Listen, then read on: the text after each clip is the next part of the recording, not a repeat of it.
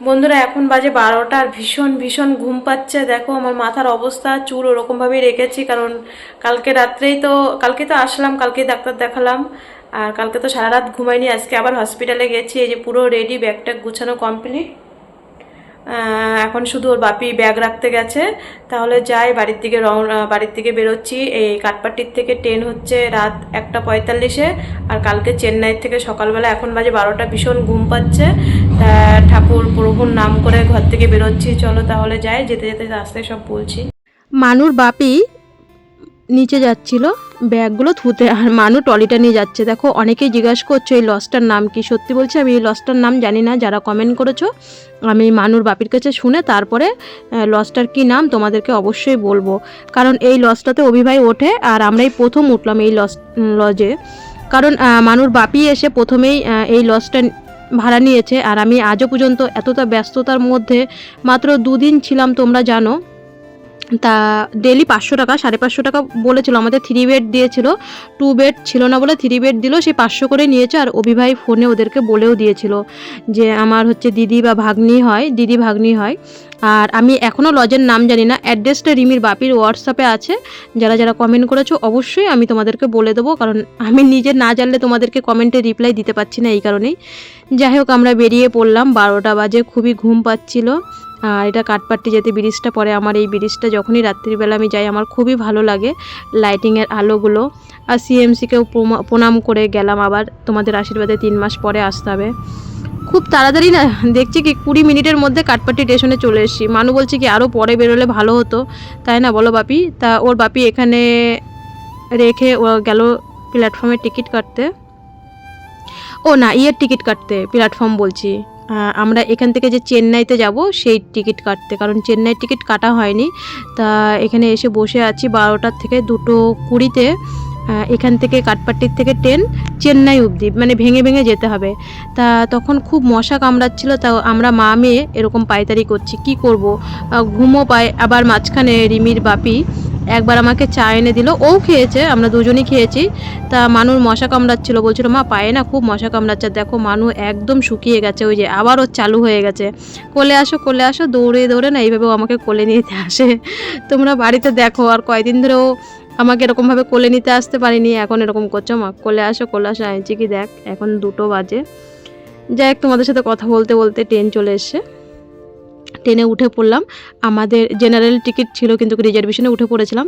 আর TT এসে ধরেছিল যখন আমাদের মানুষ সব কাগজপত্র দেখলো, বা আমাদের যে থেকে সিএমসির থেকে টিকিট করার কাগজ দেয় যে আমরা টিকিট পাইনি, হট করে এসে উঠেছি, কিছু বলেনি, এমনকি ফাইনও নেয়নি টিটি। দেখো সব জায়গায় কিছু খারাপ লোকও আছে, কিছু ভালো লোকও আছে। অনেক সময় ফাইন নেয় অনেকে, আর এই টিটি আমাদের ফাইন নেয়নি। কত 90 টাকা করে না কত করে কাঠপাট্টির থেকে চেন্নাই অবধি টিকিট। তাই যে আমরা চলে এসেছি 4টে বাজে তখন। আর আমাদের ট্রেন হচ্ছে 4:31-এ চলে এসেছি স্টেশনে, চেন্নাই স্টেশনে। আর টিকিট হচ্ছে 8টা 15। তাহলে 4টের থেকে 5টা 6টা 7টা 8টা, প্রায় 4 ঘন্টার থেকে একটু কম, 15 মিনিট কম এখানে বসে থাকতে হবে।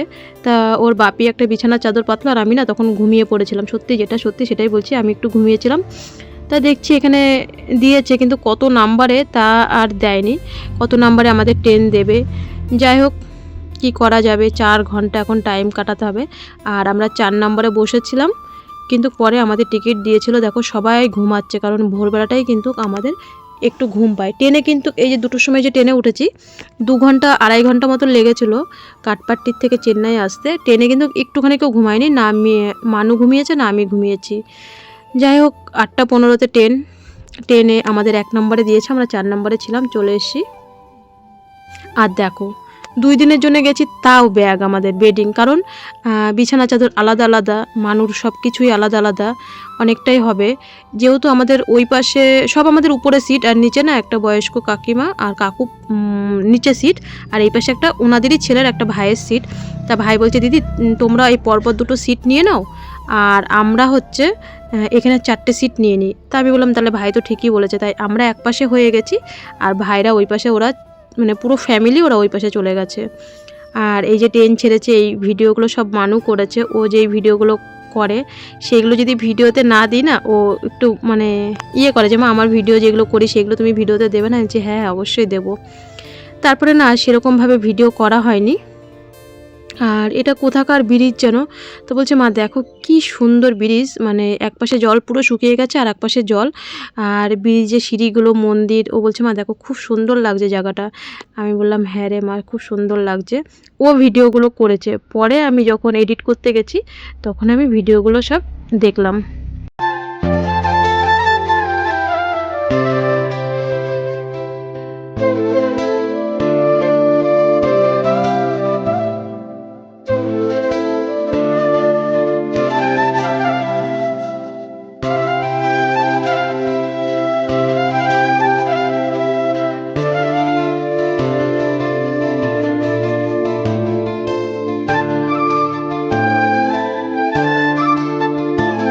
আর মানুষ যে কত প্রশ্ন থাকে, বলছো মা এই যে যারা এই ব্রিজে কাজ করছে এখানে যে বসে রয়েছে তাদের ভয় নেই? আমি বলছি ওরা এইসব কাজ করে অভ্যস্ত, যার যেরকম কাজ সে সেরকমই তো করবে।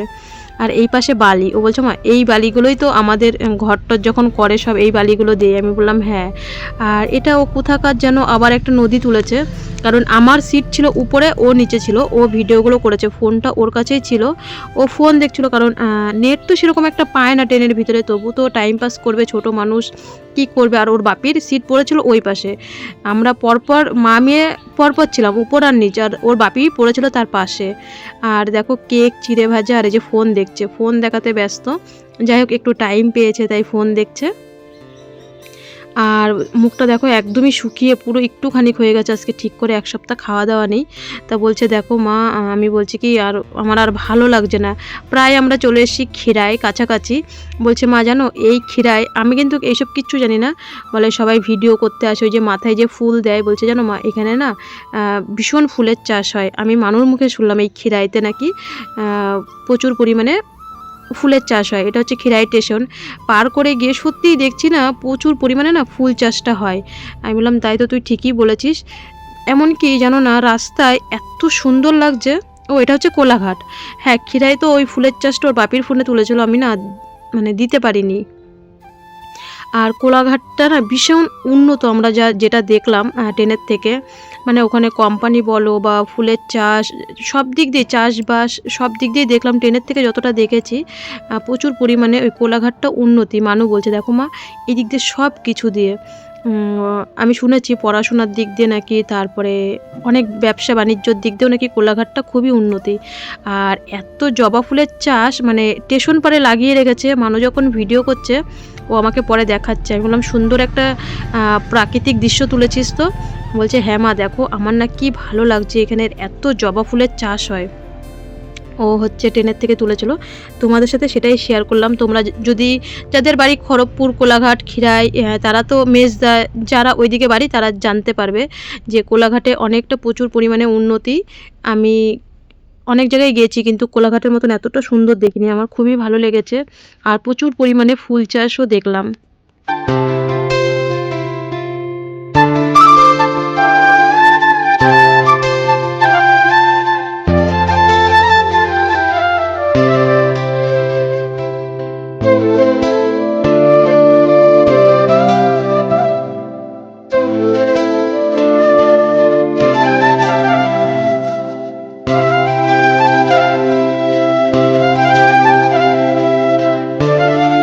যাই হোক বলতে বলতে মানু বেশ বলছিল যখন সাঁতরাগাছিতে ঢুকেছে যে অবশেষে গন্তব্যস্থলে আমরা পৌঁছে গেলাম সাঁতরাগাছি। আমাদের টিকিট ছিল সাঁতরাগাছি অবধি, হাওড়াতে ছিল না, চেন্নাই টু সাঁতরাগাছি। আর আমাদের ট্রেনের নাম মনে হয় করমণ্ডল ছিল। ওঠার সময় এটাও ভয় করছিল যে মা যে অ্যাক্সিডেন্ট হয়েছিল সেই করমণ্ডল, তা বললাম চল ঠাকুর ঠাকুর নাম করে বেরিয়ে পড়ি। আর সাঁতরাগাছিটা এমনই একটা জায়গা, আমি 2-3 বার এসেছি। দেখো এই ব্রিজ দিয়ে গিয়ে না আমরা 4 নাম্বার না 5 নাম্বারে গিয়ে আবার বলছে না আবার এই ব্রিজ দিয়ে আবার উল্টো এসেছি। কি যে ঝামেলা এই সাঁতরাগাছি দিয়ে মানে আসা। আর হাওড়া দিয়ে যেমন একদম গেট দিয়ে বেরিয়ে ট্যাক্সি ধরো বা বাস ধরো শিয়ালদায় আসো, একদম মানে নো ঝামেলা। যাই হোক আমাদের সাঁতরাগাছিতে এসে আমাদের খুবই ভ্যাবাচিকা খেয়ে যায়, ওইভাবে এসছি। ওর বাপি একটু তার মধ্যে ঝামেলাও করতে থাকে, ছেলে মানুষ যেটা হয় 4-5টা ব্যাগ যদি একটা ছেলে মানুষ টানে। তা আমরা বাসে এসছি, ট্রেনে আসিনি, শিয়ালদার থেকে পুরো আমরা বারাসাতের বাস পেয়ে গেছি। হচ্ছে দেখো মানু না আসার সময় ইকো পার্ক, সায়েন্টিসি, তারপরে আরও অনেক জায়গায় হচ্ছে আমরা মানে ঘুরতে ঘুরতে এসছি, কোনো দিন তো আর আসিনি, আর আসবো কি না আসবো, কোনো দিন দেখা হবে কি না দেখা হবে। তা যাই হোক, এখানে দমদম পৌরসভার এখানে অভিজিৎ ভাইয়ের সাথে মানুষ দেখা হয়েছিল, যাওয়ার সময় দেখা হয়েছিল, তোমাদের সাথে ভিডিওতে বলা হয়নি, সবটাই বলবো ভিডিওতে। আর দেখো কি অবস্থা, মানু বারাসাত থেকে আবার আমরা অটো করে ঘুমাই এসি, আর পুরো চোখ মুখ লাল হয়ে গেছে। বলছে মা আমি আর পাচ্ছি না, আমার খুব কষ্ট হয়ে যাচ্ছে। ওর বাপি ঠান্ডা জল কিনে দিল, দিয়েও ঘাড়ে মুখে দিল, বলছে মা আমার পুরো মাথা ঘুরছে, আমি আর পাচ্ছি না। আর হাবড়ায় এসে দেখি অটো বা বাস কিচ্ছু নেই, ভেঙে ভেঙে এসছি জলেশ্বর মোড় অবধি এসছি, জলেশ্বর মোড়ের থেকে আবার টোটোতে এসছি। আজকে যে রং খেলা মাথায় তো ছিলই না, গাড়ি ঘোড়া পাওয়া যাবে না। অবশেষে 4:30টার সময় বাড়ি এসছি। আর মেয়ে দেখো আগেই ওর ফুল গাছে গোলাপ ফুল ফুটেছে, ও আগে গোলাপ ফুল গাছে দেখছে। আর এদিকে বিনিতাদের বাড়ি প্যান্ডেল হচ্ছে, পিসিমার কাজের প্যান্ডেল হচ্ছে।